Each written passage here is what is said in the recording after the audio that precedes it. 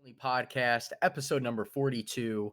I'm Goose. As always, I'm here with Healy. Just want to thank everybody for tuning in. Just remember, we are on Apple Podcasts. We are on Spotify. Go ahead and hit that download button if you like what you hear. If you want to show any sort of support, that is how we see our view count for right now. We are on social media. We are the SR Only Pod. We're on Instagram. We're on Twitter. We're also on YouTube as well as the Standing Room Only Podcast. You can follow our personal accounts. I'm iGoose with 4 O's on Twitter, Instagram, and then we have Healy as well. Yeah, you can follow me, the Healy6, on Twitter and Instagram as well. So again, make sure you hit that download button for us. We've had a pretty fun week in sports. Basketball's back, baseball, there was some trades, NFL's rolling in. So we got a lot to talk about. We started talking before the episode started. But Healy, if you want to get started, I know you mentioned that the trade deadline for MLB would be kind of tasty, and I would say it didn't disappoint. It didn't disappoint this year. I feel like the trade deadline for 2020, with what we're in and the amount of teams making the playoffs, it was a lot better than expected. I did not expect some of these pieces to move. I also didn't expect for just the amount of prospects and players that moved. I was only expecting a handful of stuff, but to start it off, a couple weeks ago, we talked about it. The Philadelphia Phillies landed Heath Hembree and Brandon Workman. Taijuan Walker went from the Mariners to the Blue Jays. The Blue Jays are in a big playoff push for this year, and they landed Taijuan Walker, who signed a one-year deal. He had an injury the past couple years. He's been okay. The White Sox got Jarrod Dyson from the Pirates. He's only hitting 157, but they felt like they could use him in the field and a pinch run in some spots, considering they have Eloy Jimenez and they also have no more Mazzara in the outfield for them. Tommy La Stella went to the Oakland Athletics. So the Oakland A's staying in their division. They went for Tommy La Stella, who has, I believe, a couple years of control still. Or no. This is his final year of control. My bad. Forgot. But final year of control, so they went with Tommy La Stella, a nice left-hitting bat to their team. They gave up Franklin Barreto, who, fun fact, he was the big piece in the Josh Donaldson trade when Josh Donaldson got traded from the A's to the Blue Jays long time ago. So it didn't really pan out there. And then the Padres. The Padres went off this trade deadline. They started off with Trevor Rosenthal. Shout out to Trevor Rosenthal. He played some video games with him in previous years. Nice guy. He bounced back from an injury. Last year, he did not have the best year. He was at the Nationals for a little bit. But this year, he was pitching very well. He's on that Royals team, though. One-year deal. Padres got him, which I think's a big opportunity for him and a nice pickup for the Padres. They give up an outfield prospect. They also added Mitch Moreland, who they do have Eric Hosmer at first, but they picked up a lefty bat with Mitch Moreland. He's been hitting righties very well this year, and he could fill in. The Braves, I think they only made like one move. They added lefty Tommy Malone to the rotation. Not a great pitcher. He's been okay. Surprised that's the only move the Braves made. They're in a big year where they could win the World Series possibly, and they go and get Tommy Malone only, especially when there's a bunch of other starters on the market, bunch of other relievers. Doesn't make sense. Cubs get DH Jose Martinez. He's back in the NL Central, played for the Cardinals, destroyed the Cubs a little bit. He's a big bat, and because he hits lefties well, the Cubs have struggled against left-handed pitching all year. Even with the amount of righty bats they have in their lineup, they pick up Jose Martinez, who I think is great. He'll be in their DH spot. He could possibly play outfield if needed, but he's mainly going to be that DH spot. Michael Gibbons goes to the Rockies. The Rockies are currently 17-18. They're fighting for a playoff spot. With the amount of teams that are making the playoffs this year, Getting another bullpen arm, not bad. Michael Gibbons, probably one of the better ones to go after, especially the Orioles, who are a bad team. And if you go after a bad team and like some of their people on their team, you're going to get them at a lower value because it's either you let them walk or you just give them up for anything. And teams know that. And they know that they're bad, so they aren't going to keep them in free agency. Then the Padres, a couple more moves. They get 2 catchers, not 1, 2 catchers. You get Jason Castro, who's going to hit righties well. This year, in previous years, hits righties well. He's a lefty catcher. And then they went and got Austin Nola. He's like a 30-year-old guy, late bloomer, another catcher, but he hits lefties well. So they're going to have a platoon at catcher. Castro against righties, Nola against lefties. And they traded Nola. It was a 7-player trade. So Austin Nola, Austin Adams, who is a relief pitcher, and then Dan Altavilla, another relief pitcher, go to San Diego. So they're adding bullpen arms.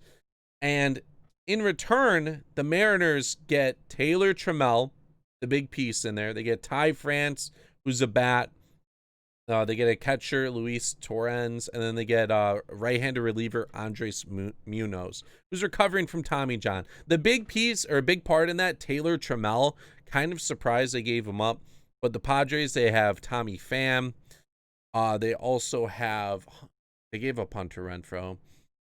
I think their outfield's, they have Trent Grisham out there. I think their outfield's good, so giving up Taylor Trammell doesn't really hurt them. Seattle's outfield in the future, though, they could have Julio Rodriguez, Jared Kelenic, and Taylor Trammell. Look out for that. And then I think this is the final move of the Padres. The biggest one of them all. Move, yeah. Mike Clevinger goes to the Padres. And I feel like the Padres maybe gave up way less for Clevinger. Clevinger's a free agent in 2023. So he's going to be on the Padres over the next couple years. They gave up Cal Quantrill, shortstop Gabriel Arias. He could be a future or a shortstop for the future. Josh Naylor and catcher Austin Hedges. So they already had an extra catcher. Austin Hedges is gone. Josh Naylor, good hitting, good bat. He's listed as an outfielder. His defense isn't too great. And they get back Mike Clevinger, which boosts their rotation. Now they have Mike Clevinger, Luis Patino, Chris Paddock. They have Dinelson Lamet, and also Zach Davies, who's pitching well this year. So the Padres went out. They are building for the playoffs, and also building for next year in general. Yeah, they're building. They want to win now, especially like you said. There's more playoff spots this year compared to any other year. They're second in the West. They obviously have the bats. The bats are there. Leading, the charge, Fernando Tatis Jr. We talk about him all the time. Clevinger, I know there was rumors of him being on the trading block. I think Bauer might be on the trade block as well. I don't know. It was a good trade. It was a very good trade. I'm actually excited. I know last week we talked about the Padres. They're an exciting young team. They did trade away some prospects, but they got a whole bunch in return. I'm not going to say that they're better than the Dodgers. Dodgers are still a great team, but they are an immediate contender now that they added a stud ace, with Clevinger. So, yeah, big piece that they need. There's a few more trades to wrap it up. Mike Minor, he stays in division. The A's pick him up. Another sneaky pickup for the A's. They gave him 2 players to be named later. A lot of these trades were players to be named later because they aren't on the 60-man. So they're listed as to be named later just because of COVID and whatnot. So that's why there's a lot listed there. Robbie Ray goes to the Blue Jays. So the Blue Jays, they bolstered their rotation.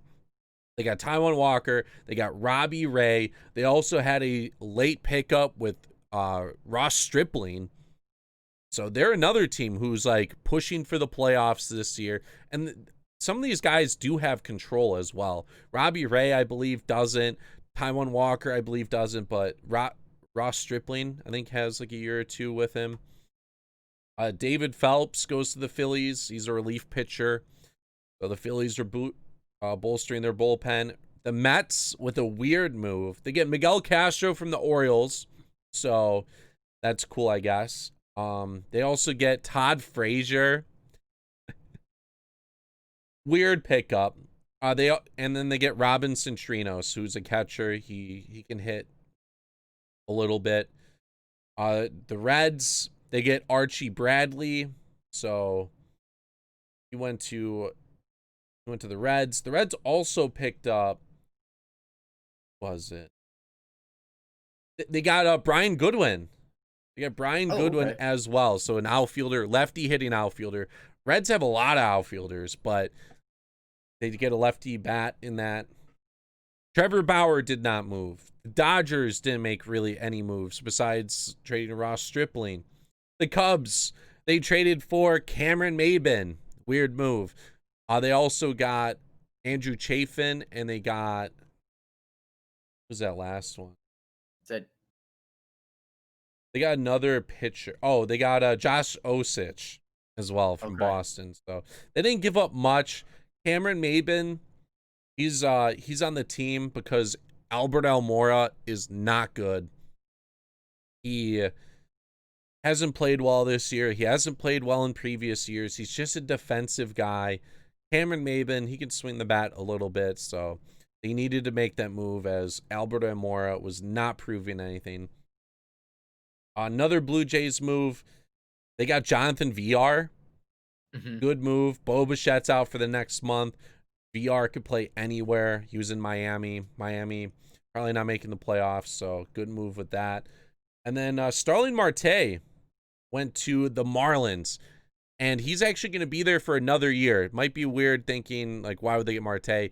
He's only costing them $12 million for next year. It's an option. They're going to pick it up. No doubt about it. Caleb Smith went to the Diamondbacks. Same with Humberto Mejia. Caleb Smith, he was, I believe, an all-star last year or very close to being one. This year, he hasn't looked so hot, so they moved him there. The Red Sox traded Kevin Pillar, another one-year move. He got traded to the Rockies, right-handed hitting defensive outfielder. And that was pretty much it, but a lot of moves. Trevor Bauer didn't get moved, which I was a little surprised on. Maybe they didn't get what they wanted, but Reds held on to him. And then Lance Lynn stayed put. Weird move for Lance Lynn to stay put. Don't know why, but he did. Yeah, I thought Lance Lynn was for sure going to be the one to move. I know a lot of teams are actually eyeing him leading up to the trade deadline. He's having a good year. He's actually having a really good year right now. I don't even have his stats pulled up. I was looking at him the other day. Who is the biggest? Would you say Clevinger was the biggest surprise for you to go to the Padres? I mean, I feel like the Padres hands down stole the trade deadline, if you will. They're going all in clearly. I mean, for me, that's my biggest surprise. I assume that would be the same for you as well. I think, the Padres definitely won the deadline. They made the most moves, which, not going to say quantity over quality, but the Padres made a lot of quality moves in that in that majority. They're fixing their holes, and I'm pretty sure like this isn't for just this year. A lot of those guys that they got are going to hold around for the next couple years. Because they know, like, they could maybe make a push this year in the playoffs, see what they can do, but they know they're still just off. I'm excited for the off season for the Padres because they are going to be a destination where people want to go now, and they're going to pick up someone big. I just have a feeling. I don't think this White Sox made any moves. I think maybe they made the Jarrod Dyson one, but they got Jarrod Dyson, which obviously you got to take it with a grain of salt. As you mentioned, he's there for the field and he's there as a pinch runner. I mean, he's fast. He may not see the ball very well, when he's batting. But the White Sox in news, they, on top of them being super hot and being 8-2 in the last 10, they took first place over the Indians and the Twins. And that division it's actually a pretty good division. It's a lot better than I thought. Especially you have Detroit at 500 and the Royals are kind of battling. They're in last place, but so we're pretty much at almost close to 40 games for the Mm-hmm. season. Trade deadline's pretty much done. Um, at this point, Healy, I mean, do you have any big surprises? I know for me, seeing the Athletics being 22-12, they jump off the screen to me. I mean, that team has been playing so well. Their pitching is pretty well. They're hitting. They're ahead of the Astros. The White Sox are in first place. Tampa was your pick for the East. You mentioned that Mm-hmm. with how the format of the season's going to be, that this would be perfect for them. Clearly, they're up 3.5 games on the Yankees. I know they lost today to the Yankees, I believe 3-5. Still in first place. We have the East, we have the Braves leading the East, we have the Cubs still, ahead in first place, and they've been struggling, especially offensively. And then, of course, in the West, you have the Dodgers with the Padres about 4.5 behind. Um, is there any teams that really stand out at this point to you, or is this kind of like what you were expecting about 40 games in? Because we only have a few more weeks. There's not a lot of teams that stand out to me as like winning and like surprising that way. There's a lot of disappointment. Mm-hmm. Boston being 12-23. I knew they were bad. I didn't think they were that bad. Another team's the Angels. I thought they were going to step it up a little bit this year, but they're 12-24. They Trout's, aren't good, yeah. and they pretty much are out of playoff contention. The Washington Nationals, World Series hangover, 12-20. That's not as bad as those other teams. They're also playing in a division where the second place team is 4 wins above the Nationals. Not too bad right there. Cincinnati being 15-20, that's weird. Their run differential's not great. I think they had the pieces together to have a good year, which I predicted them to win the division, and I think their bullpen's really holding them back. Their offense has been iffy. Joey Votto's been not great this year. And I just think their bullpen used to be strong. They had Michael Lorenzen, Amir Garrett, Raisel Iglesias, but they are struggling to get to Iglesias to close games this year. Not helping them out. The Arizona, I feel like they are another team which should have probably been a little bit better, especially after last year. There's way more disappointments. The standings and how, like, who's at the top, I'm not really surprised with. Maybe the Cubs, but they're 4-6 in their last 10. They start off 13-3. They're 7-11 since.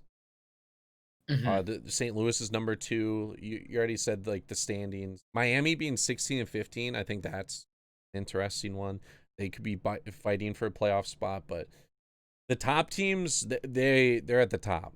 Yeah. Like I predicted. I'm not surprised with any of those. Mm-hmm. Yeah, I think the biggest surprise for me is, and they always say, yeah, you're going to have the World Series hangover, or in any other sport, Super Bowl hangover, or whatever it may be. Definitely the Nationals being 12-20, especially the year that Juan Soto's having. He's having another stellar year, but Mm-hmm. they did lose some key pieces. They lost Rendon. They still have Max Scherzer, who's actually pitching pretty well. But they've only, their run differential, they're actually not too bad on their offensive side. They've scored 155 runs, which puts them in the middle of the pack for offensive for runs scored. It's their runs against are kind of high as well. 162, that's higher than some whole divisions, and you can't really do much about that. So I obviously, there's only a month left of baseball. The Cardinals, as you mentioned, they're in second place. They're 3 games behind the Cubs, even though they've played probably close to 10 games less. It always goes by the winning percentage. Cardinals are playing pretty well. I can see them making a run towards the last couple weeks of baseball. They have a lot of doubleheaders to play. I could see the Cardinals making a huge run, especially with the Cubs. They've been 4-6 in the last 10 games. Lester gave up key runs in tonight's game. He was pitching a good game, and he had one horrible inning, and the Pirates took the lead. Not really sure what the score is right now, Mm-hmm. but the Reds is another one. I thought for sure that they were gonna produce a lot of runs with that offense, and they really haven't done much. And I don't see them. I mean, any team could go on a winning streak here. There's about 20 games left. Some teams have maybe 30 games, depending on, like the Cardinals, and any team can get hot. With the Cubs, it's got to be more than just Darvish. Lester's not pitching up to Lester's what he normally can do.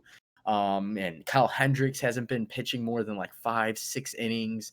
You expect him to go at least 7. He's got to come around as well.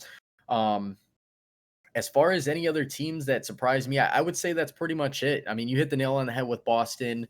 For me, Oakland, I knew they're a good team. I didn't think that they would be at a 22-12 record at this point. Mm-hmm. They're definitely balling out right now. And it's nice too, because obviously we don't want to see Houston win. They cheated. I did predict Houston to take the division because they still have really good talent.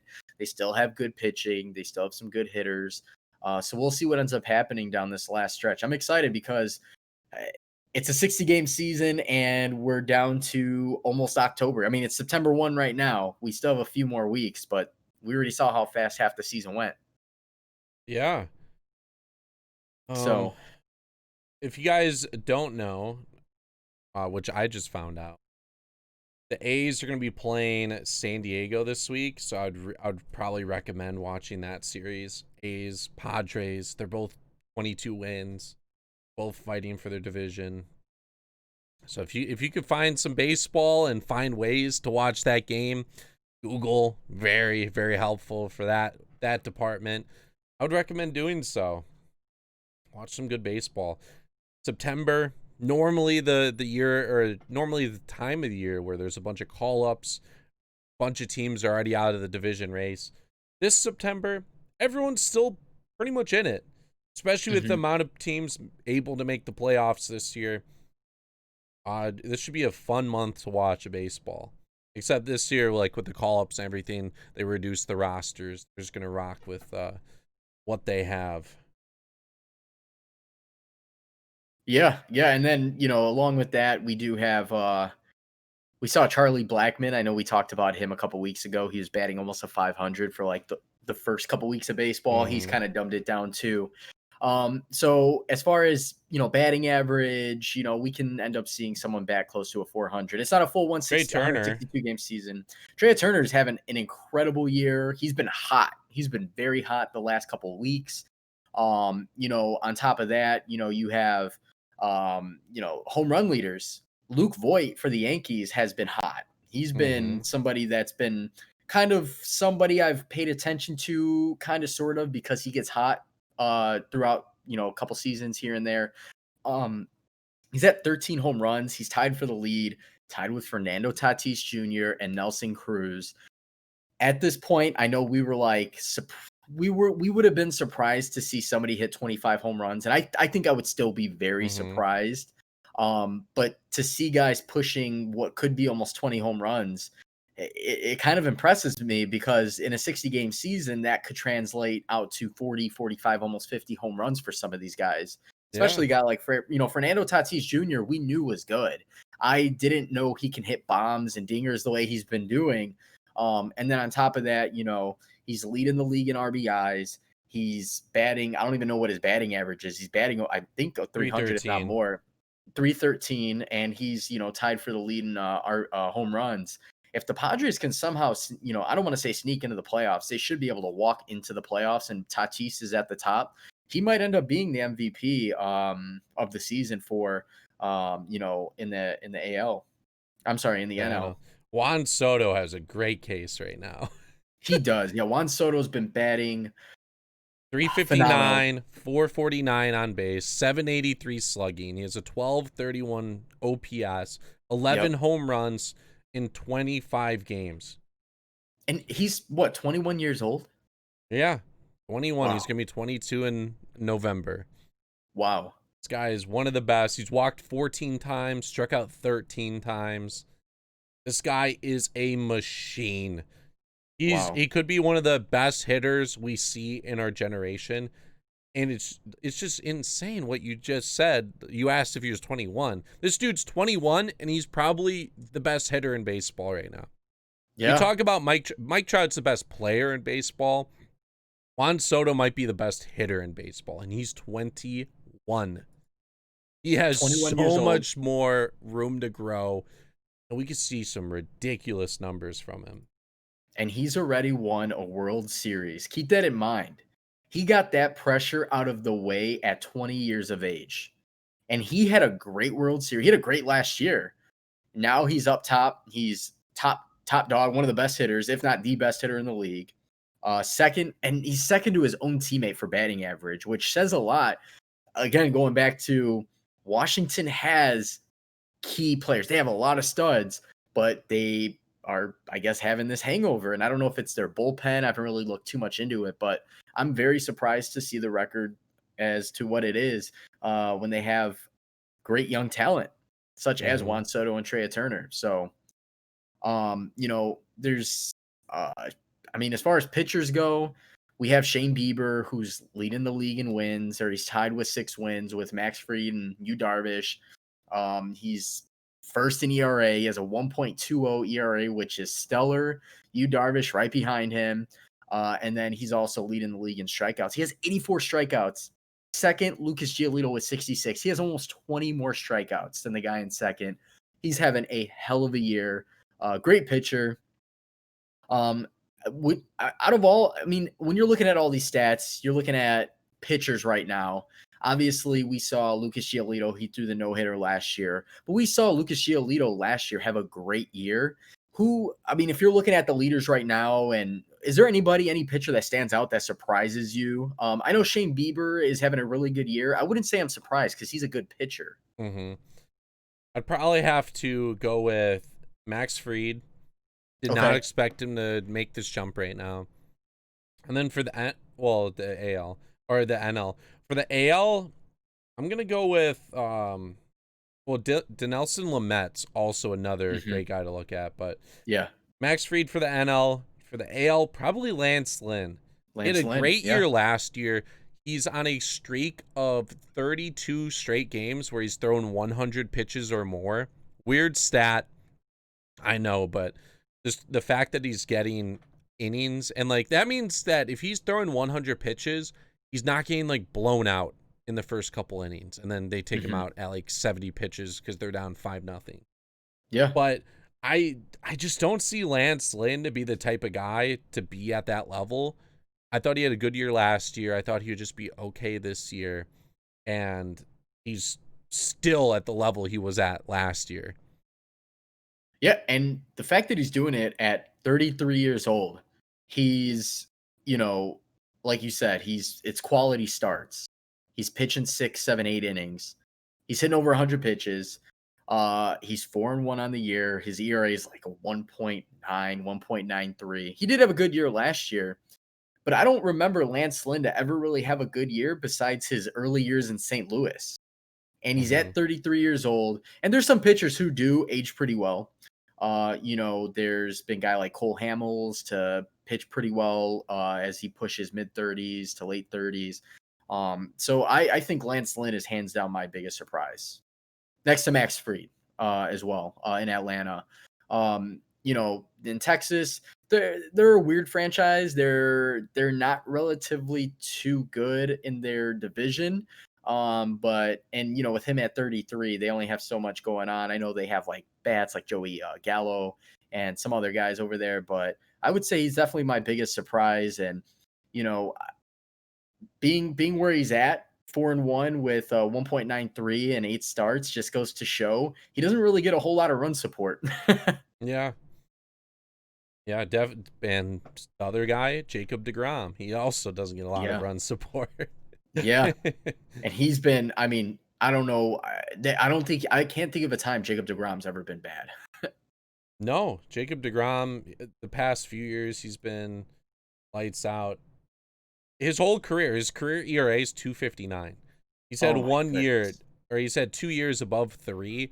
It was Hmm. 3.04 and 3.53 in 2016 and 2017. Wow. So That's nuts. he's Yeah. just been lighting it up. Marcelo Ozuna hit 3 home runs tonight in Fenway. Oh, In wow. Fenway. So that shout out to Marcel Ozuna. He's been one of the best free agent pickups. I After last year, I didn't think he'd be okay. Like I thought, like, oh cool, he goes to Atlanta, he's gonna be okay. Like, nice pickup. He's been a fantastic pickup. The Mets are losing. Are we surprised? Not really. To the Orioles, they're down 9-5. Their bullpen lately has been atrocious. I don't know if you saw, but they blew like a 5-run lead to the Yankees over the weekend in a 7-inning game. Oh, Uh, who was their relief pitcher? Edwin Diaz. He was terrible. I don't know why they trust him. Like they just keep throwing him out there. So Gerardo went 4 innings tonight. He allowed 5 runs, and then the Mets threw out Delhomme or whatever his name is, and he allowed 4 runs. So, man, the Mets just aren't looking good. 2-2 in the White Sox Twins game. Unfortunate for that, but Robinson Cano's been looking pretty well. yeah, he's bounced back. So Yep. the trade isn't looking as terrible. What a trade for the Mets to get Edwin Diaz, Robinson Cano for a bunch of prospects, but Yep. you live and you learn. Pretty sure that's it for baseball this week, though. Yes. I don't think there's any That's injuries. No big ones. Well, Boba shouts out to like the end of September. We talked about the moves. We talked about who's playing well, who's not. I think it's NBA time. yeah. We can transition over to the NBA. So the last time on our podcast last week, during the podcast, they had an emergency meeting and the teams left with the result that they're not going to continue the season. The next day, they met again. The NBA Players Association, which is led by Chris Paul and a lot of the other teams, and they got together and they worked it out. They determined that they're going to complete the season and go from there, which has been fun to watch. It's been fun to watch. It's kind of weird seeing round one games still going on and round two games are already 2 games in. Mm-hmm. Um, so we did see the Clippers take the series from the Mavericks. We saw the Lakers take the series from the Blazers. So they're on to the next round. Rockets and Thunder. Chris Paul and that Thunder team, the biggest surprise, hands down. I was getting excited talking to you about it before the podcast, Healy, and I'm super excited because you have the beard, James Harden, who is arguably one of the best players, one of the best scorers of all time.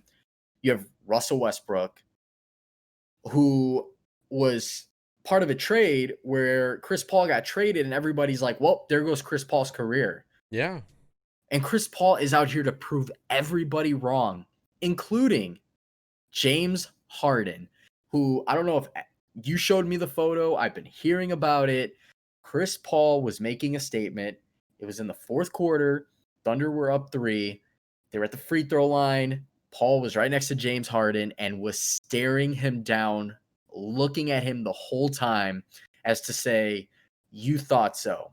Yeah. There had to have been trash talk at some point. I'm sure going into the series, everybody, including myself, I thought the Rockets would take it 4-1. I thought it would be a 5-game series. Maybe the Thunder, Shai Gilgeous-Alexander, and Chris Paul go off for a game, and that's it. That's not the case. Thunder are here to play, and I'm not saying that they're going to take game 7, but with Westbrook nursing an injury and coming back the last 2 games and not really performing, he is not an X factor in game 7 unless miraculously he decides he's going to kick it up a notch. And I'm excited for game 7. Game 7 is going to be tomorrow night. I don't actually have the exact game time, So but it's going to it's be at 8 p.m. Wednesday night at 9 p.m. Eastern time. Yep. So Wednesday, September 2nd, 9 p.m. Eastern time. That's pretty much it. And so we have 2 Game 7 series. We have another one tonight, Game 7, 4th quarter. Jazz and Nuggets. Nuggets being the home team, but realistically, there's no home team. Nuggets are up 1. They had a huge lead, almost a 20-point lead going close to halftime. Second half, could not score the basketball. Jazz have come back. It's 64-65 right now. My pick was the Nuggets to cover the spread, which I think is like 2.5 points or a point and a half.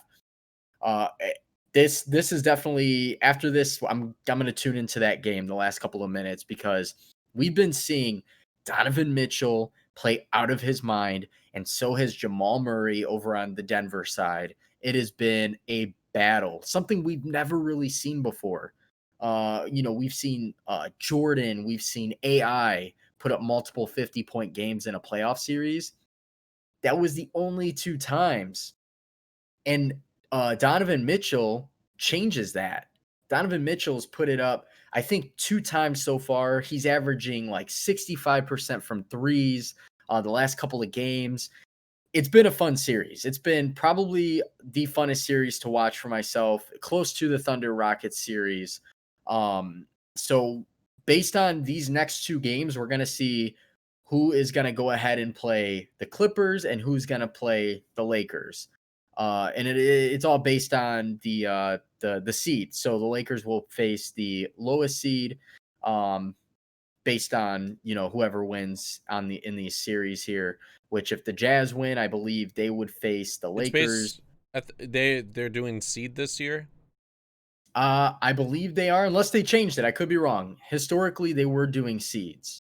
Well, historically, it'd be all right. So whoever wins out of the Rockets, Thunder, plays the Lakers. Okay.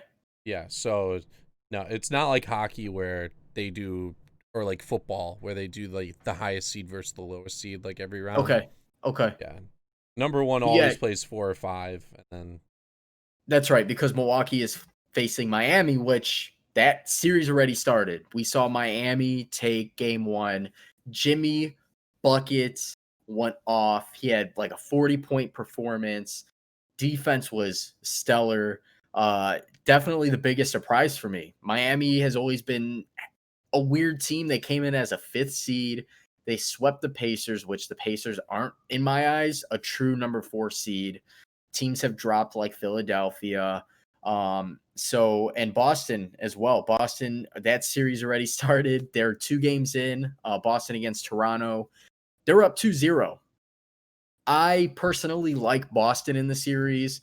I had them winning the last 2 games. Toronto is good to me. Toronto is great in my eyes. I just don't think that overall they really have a team, unless Fred VanVleet is going off, which he did in the first series against Brooklyn. But Brooklyn has nobody besides Karis LeVert. They don't have anybody. You're going to have to hope Kyle Lowry goes off and Pascal Siakam. Those 3 guys, if they don't all perform to above par, Boston is too deep, especially when Marcus Smart is playing out of his mind. Defensively, he causes problems for offenses. And he scored 19 points, I believe, in today's game. He had a huge game. So it's weird to see that the conference semifinals has already started and they're 2 games in on the East, and the West is just sitting there getting rest. And the thing is, with the Lakers getting rest and the Clippers getting much needed rest, it's going to be a struggle for Denver and Utah. And then on the other end, Houston or OKC, who play 7 games. They're not really going to get a break. mm-hmm. So I don't know. Who do you have taking game 7 between Houston and OKC? Oh man. I have to ask. Like, we thought Houston was going to be a threat for like the championship. We thought they Yeah. were awesome. They came to the bubble. They were shooting amazing. Yep. And then they're in a 7-game series now. I wanted to briefly talk about the stare down with Chris Paul. I think it was hilarious, but yeah, I pretty much think that the stare down was like, you really got Russell Westbrook for me. You see what I'm doing in the playoffs, and you got Russell Westbrook. Like, look at me It's now. everything, all the emotions that you could possibly imagine Chris Paul going through when the trade happened, through the season, uh, through the ups, the downs, to the fact that he's playing them in the first round. All the emotions he has bottled up all came out in that photo, Mm-hmm. in that last minute of the game or last few seconds of the game. And like I said, I- I'm shocked. I'm shocked that OKC is going 7 games. Like you said, Houston is, I thought, was a threat to both LA teams, even though they're a smaller team and you have to use the paint against them being a smaller Mm-hmm. team. Chris Paul, man, I tip my hat to him. He's He he's he's he's aged like wine. underrated. Yeah. Oh, he's the most underrated. And you know what? I remember years ago, I'm trying to when he first came into the league, he made a huge impact with The the New Hornets. Orleans. Yeah, the Hornets. Before they went to Charlotte or back to Charlotte, however you want to look at it. It was him, David West. They've had some other okay guys there, and it's always been Chris Paul to lead the way. The plus minus, I bet, is through the roof for his career. And he's a flashy ball handler. He can score the ball when he needs to, but you'll never see him as a top scorer. You'll never see him blow up for 45, 50 points like Harden does. He knows how to facilitate the game and run it at the pace he wants to run it at, especially on the defensive side. He's always been a top defensive player when it comes to steals. He's always up there and, leading the league in steals or top 5, whatever it may be. I'm super surprised, and he's quieted not just Houston. He's quieted the NBA fan base and the rest of the league, hands down. Um, I was thinking, or like I heard someone talk about it. Chris Paul, like you said, aged like wine, fine wine, but like he's in year 16, I believe. He got yeah, drafted in 2000. Was it 2004 or 5? I believe he was 04. Oh, 04? I believe Okay. he's 04 because LeBron's in 17 and he was drafted in 03. He was drafted in 05, actually. He was 05. Yeah. Okay. Yeah. I think Dwight Howard might have been 04. 04. Yeah, Dwight Howard was a part of that draft class with Ben Gordon, I believe. So, yeah, the 05 draft class. This is year number 15 for him, or, yeah, just about 14, 15, whatever you want to, around there. But he's not talked about as being one of the best in the league still. I feel like he's overshadowed by a ton of people. The point guards in today's NBA, there's so much talent, but you never hear Chris Paul up there anymore. People thought he was declining. He's just staying right where he's at, just like LeBron. Yeah. He hasn't skipped a beat. And now his last few years, 2 years with Houston, he was out, he was in the shadow of James Harden. I mean, James Harden is a guy who has been he's the face of the NBA, one of the few faces of the NBA, if you will, because he can drop 60 points. He could drop 50 points. He's a highlight guy. He has a crazy good step back.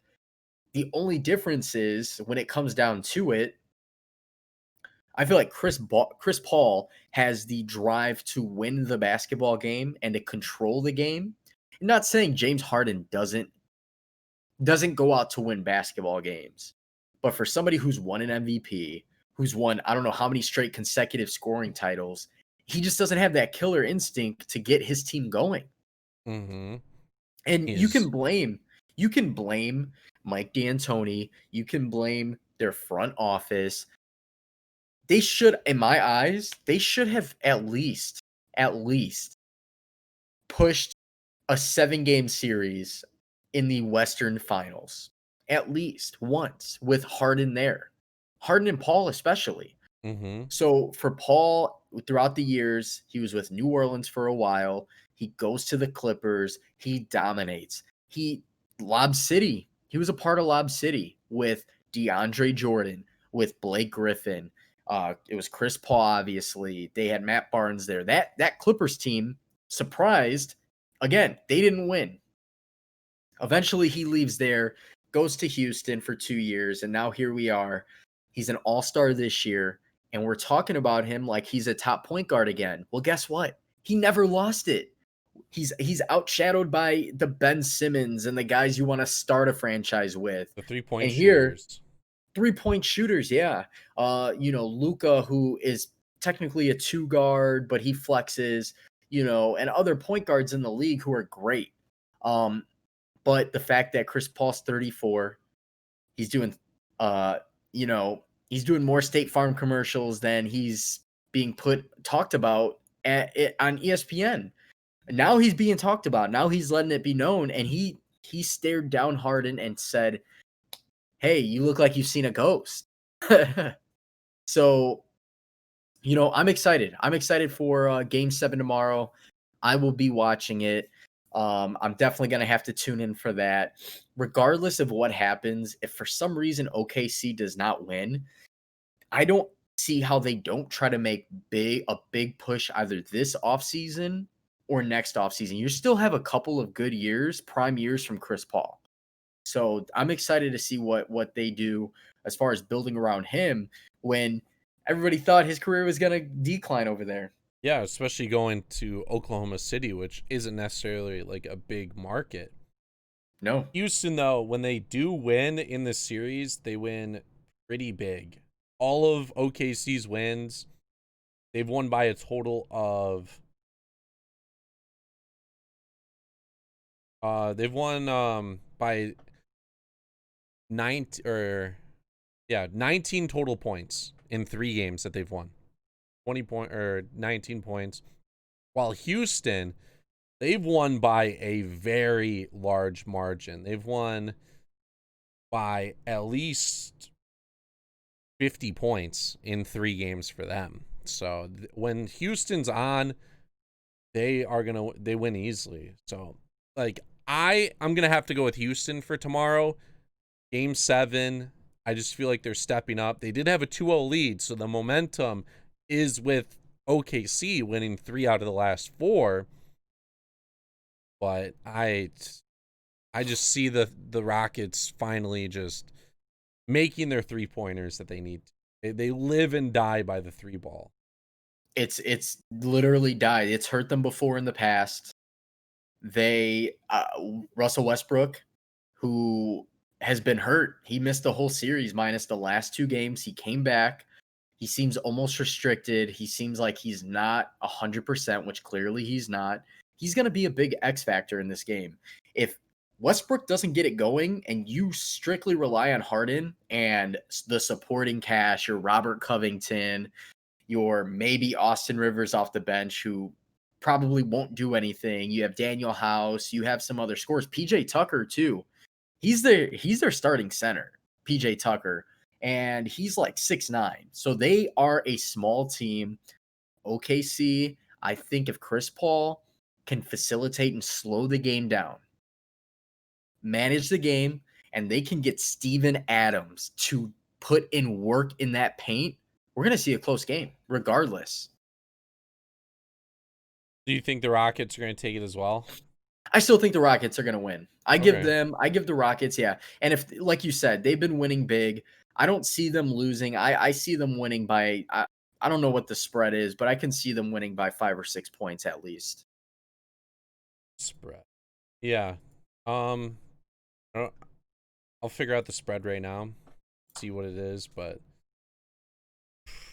Game 7 and the other one, it's currently 74-72 with 4 minutes to go. The Lakers play the winner. It's a tomorrow. 5-point spread for the Rockets. 5 points. Okay, so I was right on. Oh wait, you know what? I'm sorry. Hold on. I could be wrong. All right, so Game 7 tomorrow at 8 p.m. They are going to give the Rockets. It's still a 5-point spread. Yep. Okay. 5 points. Ooh. So that's right on what I said. 5 or 6 points. I could see Houston covering that spread. For OKC to lose by only 5 points, I I don't know. It's either going to be OKC edges by 2 or 3 points, or the Rockets win by like 8, 10 points. That's how I'm Mm-hmm. going to look at it. Yeah, and then Westbrook is going to be the key. yeah, he needs to step up. I saw that air ball at the end of the game. Yeah.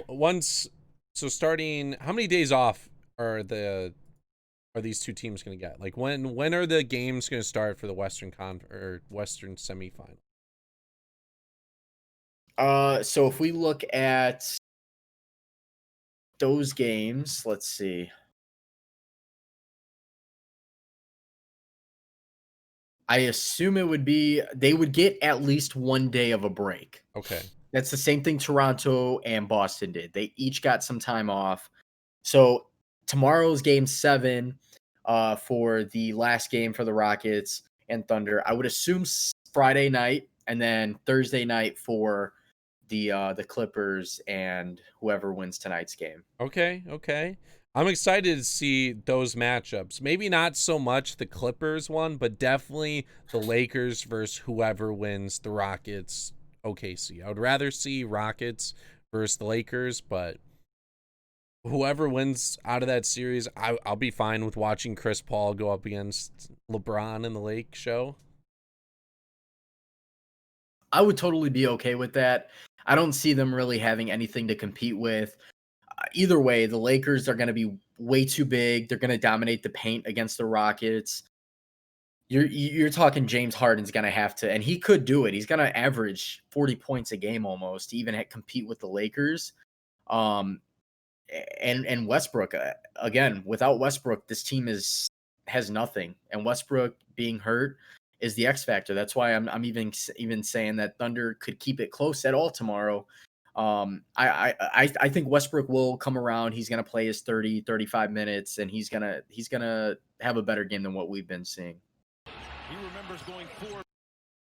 So after that, I think the Bulls, they are looking at assistant coaches. Could be wrong on that, but Bulls are looking, or they asked if they could talk to assistant coaches from like playoff teams. Mm-hmm. Did you hear about that?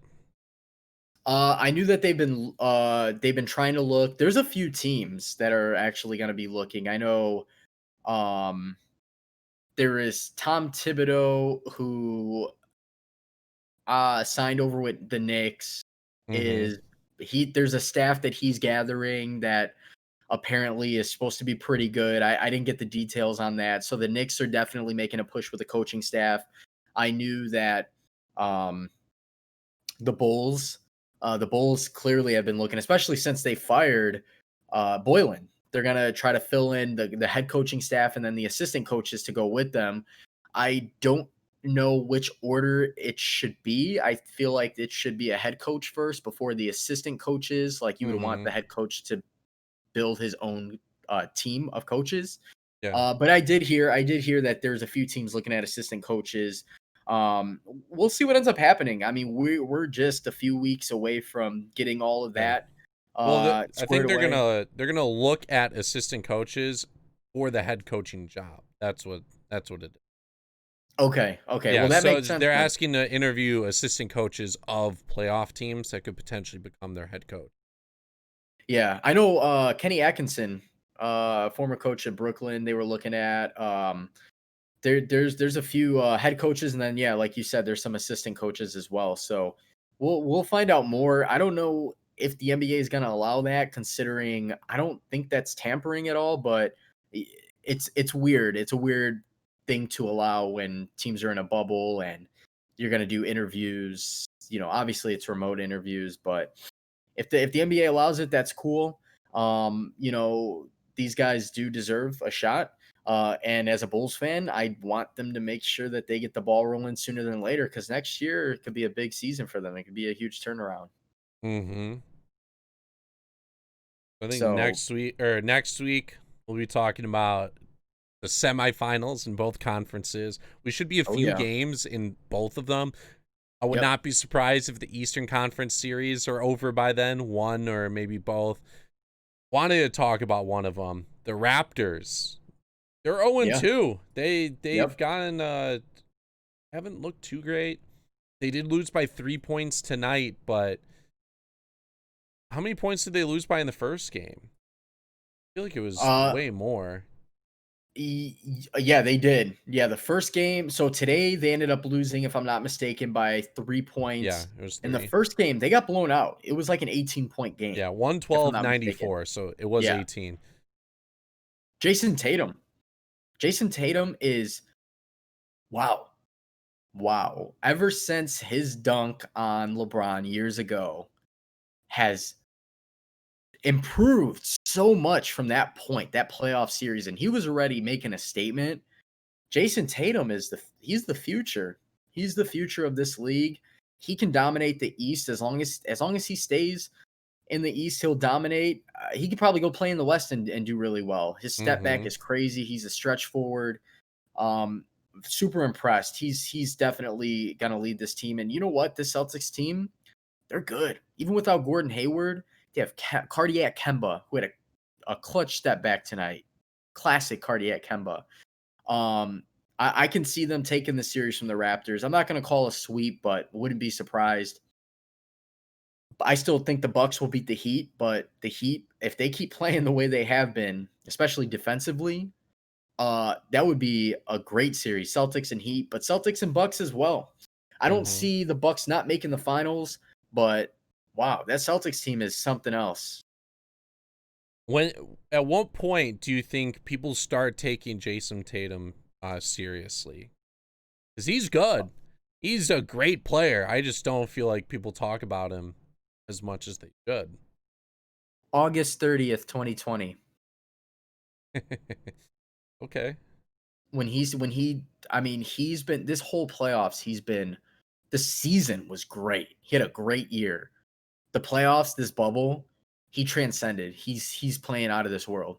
And I think with him and Jaylen Brown, I know Jaylen Brown, it was always the talk of who's going to be the MVP of that team. Jaylen Brown he makes key defensive stops. He's a great shooter. He's a good player, but I feel like all around, best player on that team, hands down, and they have a great, great team. Jason Tatum. He might be one of the best players, top 5 in the East. Okay. I just watched Jokic. He just had a hook shot with 28 seconds to go, and the Nuggets are up 2 with 22 seconds to go. I'm going to need the Nuggets to get one more point to cover the spread. Pretty please. We might end the podcast this week as this game's ending, but huge shot from Jokic. He has 5 fouls on the night. He had 5 fouls with like 6 or 7 minutes to go. So shout out to him for not falling out.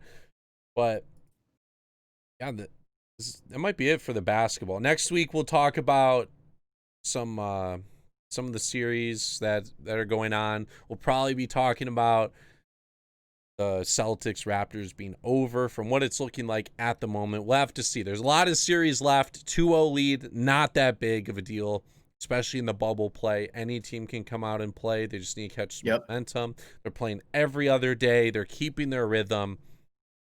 So, move on to the NFL news. Joe Mixon got an extension. Yeah, huge. That was a big deal. Joe Mixon. There was a lot of unanswered questions what his future holds. That whole Cincinnati team by drafting Joe Burrow, obviously the future of the NFL, should be the future of the NFL. AJ Green came back. They have Tyler Boyd on the other end as receiver. Joe Mixon is the glue to that offense. Joe Burrow is going to be a good quarterback. They said he's NFL ready.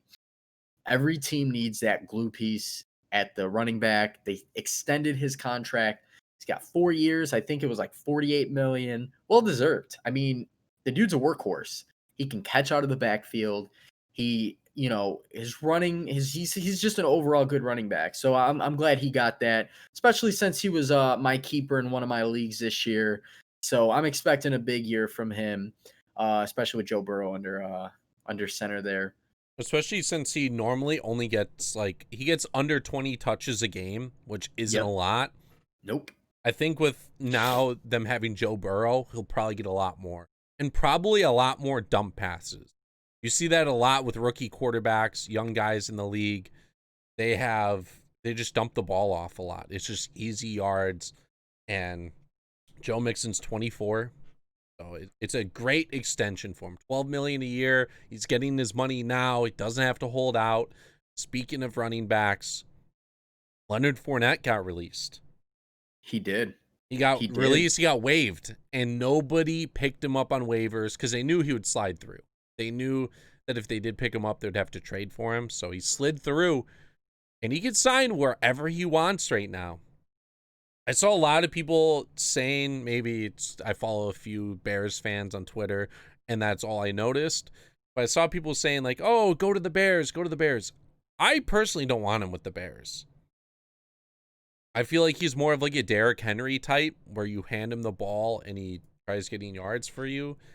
I don't see him fitting with the Bears. What do you have a team in mind in which you'd like to see him go? That's tough. I can see him. So there's a few teams. I could see him in Chicago because, for one, David Montgomery, I know he was a rookie last year, didn't do much. Tariq Cohen is not going to be an every down back. He's your scat back. He goes and he's going to catch balls. I could see him in Chicago. I could see him in Tampa. They haven't really solidified. They don't have an all-pro running back to complement that amazing offense behind Tom Brady. They're, one of the best receiving corps. I could see him going to Tampa, Chicago. I don't know what kind of deal he's going to get or what he's expecting. I know Jacksonville did not want to have to pay him any money. He had a solid year last year. He didn't have a bad year. I can see those two teams. Those are my two picks. I can see him going to Tampa or the Bears. Okay. Got to go back to the Jazz and Nuggets right now. Sorry for the quick switch back and forth. The Nuggets advance. They win 80-78. Wild final 20 seconds. So the Jazz, they had 2 timeouts remaining. They pass in the ball. They get it to they get it to a guard. He picks up his dribble. He can't get it to Donovan Mitchell, so they waste their final timeout. They pass in the ball again with 15 seconds left. Donovan Mitchell, trying to make something happen, turns the ball over. Ball flies out while he's trying to go to the basket. Jamal Murray gets it.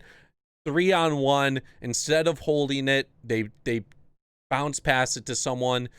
The guy in the Nuggets misses the layup. Gobert gets it, passes it to Mike Conley, and he misses the final jumper of the game. He had a 3-pointer, forced it up with a second to go, right behind the line, and he missed. And they don't cover the spread. I just wanted a spread cover. That was it. But anyways, what a series, what an ending. So we'll see the Nuggets against the Clippers. Yeah, just had to talk about that real quick because that was a wild 20 seconds while watching that, just because they had to burn an extra timeout, which would have helped them out in the end. But yep. Yeah, so Leonard Fournette, Bears or Bucks. I don't want to see him with the Bears. Maybe as a power back. I don't feel like he's meant for the NFL anymore. I just don't see him being that type of guy. Another running back, Alvin Kamara. He's on the trade block. Yeah, he's trying to hold out right now for a new contract, and the Saints are like, you know what? You want a new contract? Another team can pay you. We aren't right now. We don't want to pay the money for a running back. And I feel like he's one of the best catching running backs out of the backfield. Drew Brees, how many more years does he have left? He'd be great for a younger quarterback, but the running back position, very you could find people that puts up similar performances. So they're like, especially in an offense let's like see that. who wants you and who will pay you. Yeah, I'm sure there's some teams that will. I wouldn't be surprised. Like, I don't know what Tampa has to offer. I just want to see Tampa make another move because, I mean, as of right now, in my eyes, New Orleans Saints have the division with Tampa right behind them. I want to see Tampa make one more move, unless they don't need a running back. Maybe they're going to pass 40 times a game with the 43-year-old, however old Tom Brady is. Now that he's got Gronkowski, who apparently, according to Bruce Arians, looks 5 years younger. Be on the lookout for Gronkowski. Be on the lookout for Mike Evans and Chris Godwin. So we'll see what ends up happening. But I mean, as far as the Buccaneers, they don't really have, and their defense isn't bad, but they don't really have a good running game. They haven't. They've always been running back by committee. So I wouldn't be surprised if they do end up making a run at either Leonard Fournette, get him for super cheap. I mean, how do you convince a guy to buy cheap? Tell him Tom Brady's going to be your quarterback. Yeah.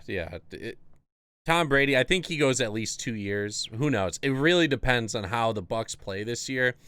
If the Bucks go 6-10, I think Brady's done. But if they have a playoff chance, if they have a chance for the title, I think he goes one more year. He's really trying to stretch it out. The Bucks do have Lesean McCoy. I forgot about that. They did grab Lesean McCoy, who's back up to Ronald Jones. Again, Ronald Jones is a weird back. For fantasy purposes, he puts up some good numbers. He catches out of the backfield sometimes, and he's not a bad running back. We'll end up seeing what happens. I should probably get off the subject of just the Tampa Bay Bucks as being a team that needs a running back. But I feel like somebody's going to give Leonard Fournette one more chance, but he's got to understand he's not going to get with the deal that he wants. And I think that's a big factor. Yeah, wasn't he holding out for like a huge deal? I think the idea was to hold out. He's only 25 years old. Doesn't seem like it, but that's the NFL age of where guys only shine for their first couple years, and the only running backs that last, minus a few like Mark Ingram, Frank Gore, guys like that, those guys are rare. The only running backs that last in the NFL who end up having a 12, 13-year career are backups. That's it. Lesean McCoy only started with Philly for like 4 or 5 years before they just had a fire sale and got rid of everybody. Kareem Hunt comes off the bench now. Obviously, he comes off the bench for a reason because of Nick Chubb. It's the pass catchers. It's the pass catchers that last because they're not running up the middle and getting hit on every play by these big guys. They don't need the strength. They don't need that overpowering speed. They don't need the weight. They just need to be agile and able to get a few yards when needed. Yeah, James White has been around for quite a while. Chris Thompson, who's the backup to Leonard Fournette in Jacksonville, strictly a catching back. I mean, he does run the ball here and there. He might give you 5 or 6 carries. But, yeah, these guys who are pushing 25, 26, or even 27 years old as a running back, it's not worth the gamble. I hate to say it, but it's not worth the gamble. So, it's interesting how we're seeing some trades, though. Opening night, we're 9 days away. A week from Thursday, Chiefs versus Texans. Next week's podcast, we are going to have to talk about our season predictions. Oh, we're definitely giving our predictions. We're going to go over division winners. We're going to go over, I guess, maybe a potential Super Bowl matchup. And then we will maybe do MVP of the year. Who we think is going to be the MVP. Yeah, we have to we definitely have to go over the MVP predictions, division winners. We'll have a segment throughout the season. I'm I love FanDuel. I love daily fantasy sports, DraftKings. We'll have a segment for that weekly. Fantasy sleepers we can talk about if anybody still has a draft to do. Probably not, considering our podcast is going to be released Wednesday, the day before kickoff.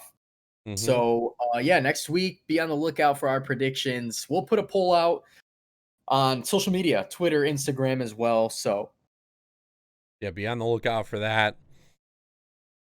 Besides that, any injury news? I think there was. I don't think so. I don't think there's not gonna be too many injuries to start off the year because it's only like training camp style. We won't have to do preseason games where guys are out, but after the first couple weeks, you guys are gonna have to be very active on the waiver wire. yeah. I mean, that's pretty much what it's going to come down to. And the whole COVID situation. Hopefully, everybody can stay healthy. And I don't see guys missing more than one game due to COVID. So if you are in fantasy, don't freak out. Guys will probably miss one game at the most. Treat it like an injury. So, but besides that, I think that's pretty much it for the NFL. Just that next week we have our predictions. Make sure you guys tune in to that. And if you're not already following us on social media, we are the SR Only Pod. We're on Instagram. We're on Twitter. We're on YouTube, Spotify, and Apple Podcasts. The Standing Room Only. I am iGoose with 4 O's on social media. We do have Healy. Follow me at the Healy6 on Twitter and Instagram. See you guys next week.